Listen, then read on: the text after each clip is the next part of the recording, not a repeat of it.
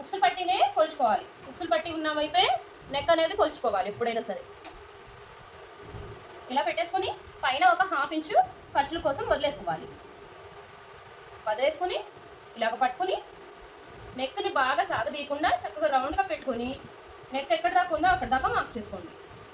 ఇప్పుడు ఖర్చుల కోసం ఒక 1/2 ఇంచు లేదా 1/4 ఇంచు మనం కుట్టేదాన్ని బట్టి, నేనైతే 1/4 ఇంచులో కటింగ్ తీసేస్తాను కాబట్టి 1/4 ఇంచు ఖర్చు పెట్టుకున్నాను. మీరు ఇప్పుడే బిగినర్స్ అనుకుంటే ఒక 1/2 ఇంచు దాకా వదులుకోండి, ఎందుకంటే కటింగ్లోకి మీకు ఎక్కువ పోతుంది అనుకుంటే కనుక.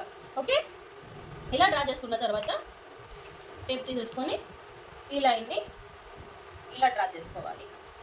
ఈ లైన్ని మనం ఎప్పుడు ఇలా టేప్ యూజ్ చేసుకుంటే చాలండి, స్కేల్స్ దాకా అవసరం లేదు. నాకు తెలిసి నేనైతే స్కేల్స్ చాలా తక్కువ వాడతాను. మీకు ఇంకా ఫస్ట్లో చూపించాను స్కేలు, అంతే ఫస్ట్ పార్ట్లో, అంతే తప్ప అసలు నేను స్కేల్ యూజ్ చేయను. ఇలాగే యూజ్ చేసుకుంటాను. చక్కగా టేప్ యూజ్ చేసుకుంటే మనకి చక్కగా వస్తుంది. ఓకే, ఇప్పుడు దీనిలో రౌండ్ మార్చేద్దాము. ఇలా లోతు తీసుకుంటున్నాను. ఇక్కడ ఈ లైన్ మీదే లోపల వరకే మార్క్ చేసుకోవచ్చు కదా అనొచ్చు మీరు. ఎందుకంటే ఇటు పక్కకు మార్క్ చేసింది ఎందుకంటే ఖచ్చితంగా మనకి రౌండ్ రావాలి అంటే కనుక కంపల్సరీ ఇలా ఒక 1/2 ఇంచ్ కానీ